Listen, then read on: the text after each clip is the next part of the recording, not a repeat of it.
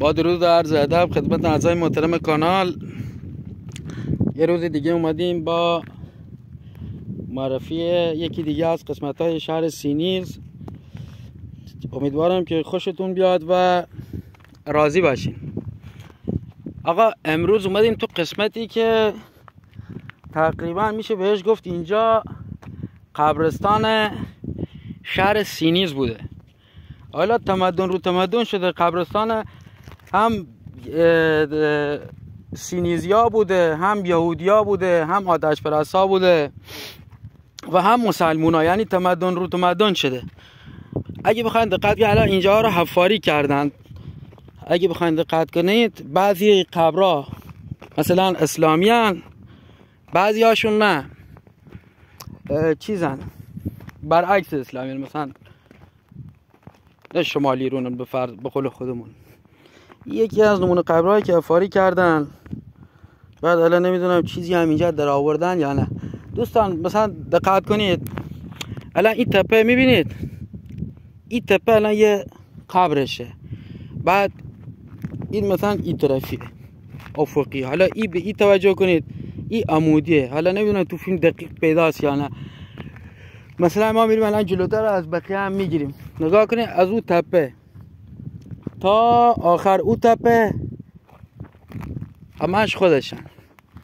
حالا ببینید سفالایی هم که ازش در آوردن سفالای کمی نیستن. حالا بریم سر او قبرها. یه نگاه کنید دوستان، به دلیل حفاریای زیاد و اینکه نظارت نبوده تمام سفالای اینجا متاسفانه پود شده. یعنی کوزه های سالمی در آوردن، لابدار، تردار، ولی متاسفانه شکوندن. بعد یکی از جاهایی که واقعا خیلی خراب کردن این قسمت. ببینید دوستان تو زمستون کلا رد دیواره ها و همه چیز اینجا پیداست. ببینید دوستان این تپه ها رو میبینید، اینا موندن مال همون موقع. نگاه به اینجا کنید، اول به دیواره قبر نگاه کنید. این دیواره قبره، این دیواره قبره. بعد این یه نمونه از قبراش. ببینید چقدر رفتن پایین، نزدیک 4 متر رفتن پایین.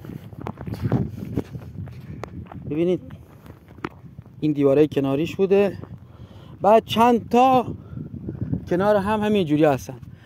نمونه های مثلا که حفاری نکردن رو اون تپه ها هست. مثلا یه نمونهش همین تپه هست، یکیش همینه،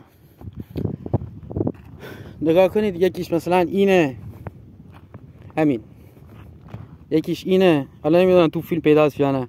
یکیش این کناریه و اینا توسط این حفاران غیر مجاز متاسفانه به تاراج رفتن.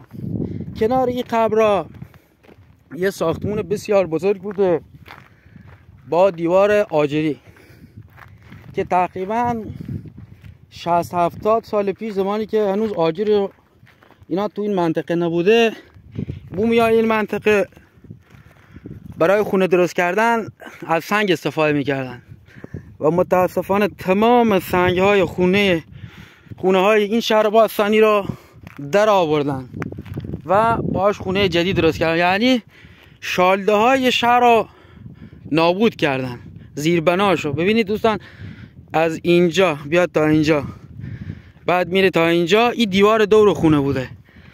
ببینید کم دیگه برام قبل، این دیوار دور خونه بوده. این خاک برداریشه که کردن و این طرف افتاده. حالا بریم روش.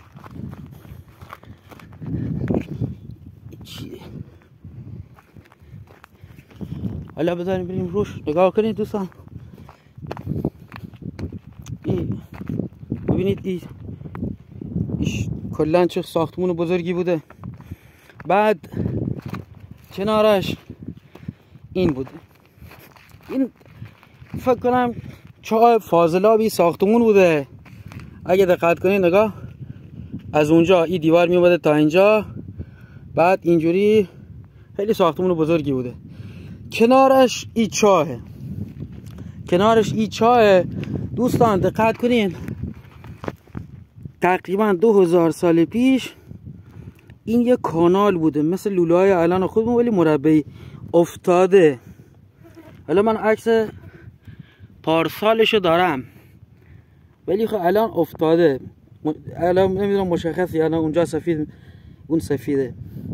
این یه حالت لوله‌ای داشته، یعنی تقریبا 2800 سال پیش یه چیزی شبیه لوله کشی داشتنه که از اینجا فاضله هاشون میریخته تو اینجا. حالا خدا میدونه مال چه دوره، شاید هم مال دوره اسلامی باشه. این سنگا، این خونه ها نگاه کنید، تو بهترین نقطه خونه هاشون رو میگردن رو تپه. این تپه های کنار همش خودشون. متاسفانه با شوق زدن های بیرویه، کشاورزی، چرای بیرویه داما و همه اینا، این آثار کم کم نابود شدن دیگه. ولی هر قدمی که اینجا بذاری تقریبا پاتو رو سفال میذاری، هر قدمی که بذاری. از شیشه های دورای ساسانی، سفال های دورای ساسانی، دورای اسلامی. این شهر سینیز مردمش آتش پرست بودن و یهودی. قبل از حمله عرب به ایران، قبل از حمله عرب به ایران، مردم این شهر آتش پرست بودن و یهودی. با حمله عرب اینجا، مردم اینجا خیلی اهل علم و دانش و اینجور چیزا بودن و آدمای جنگجویی چیزی نبودن. شهر بدون خون و خونروزی تسلیم میشه و کم کم با جای گرفتن عرب تو این منطقه ساکنای اصلی اینجا از اینجا میرن. حالا نمیدونم الان نسل‌های بعدیشون کجا، ولی از اینجا میرن. دقت کنید دوستان، این دیوار مثلا یکی از اتاقاشه. حالا نمیدونم مربوط به همین قبرستونه یا نه، ولی دیوار یکی از قبرستوناشه. حالا اطلاعات خیلی خیلی بیشتری ازش داریم. انشالله توی فرصت دیگه در مورد خود سینیز باهاتون صحبت میکنیم و اطلاعات جالبی باهاتون در اشتراک میذاریم، به اشتراک میذاریم. از اینکه تا اینجا همراه ما بودین از نگاهتون ممنونم. انشالله کانال ما رو لایک کنید، ما هم یکم دیده بشیم. فالو کنید. اگه دوست داشتین همون زنگوله بالا رو بزنید، اگه دوست هم نداشتین که هیچ. ولی کانال ما رو ساب کنید، منتظر کلیپ های بعدیمون باشید. یه شهر باستانی ایرانی اصیل مربوط به 2800 سال پیش. کم کم تیکه تیکه ازش ویدیو میذاریم، بعد توی ویدیو جدا به صورت کامل در مورد خود سینیز باهاتون صحبت میکنیم. نوع سفالاشون، دینشون، آیینشون، رسمشون، مراکز علمیشون، کتاباشون، افراد معروفشون و همه اینا. انشالله که خوشتون بیاد و اینکه مزاحمتون نشده باشم. تا دیدار دیگر، بدرود.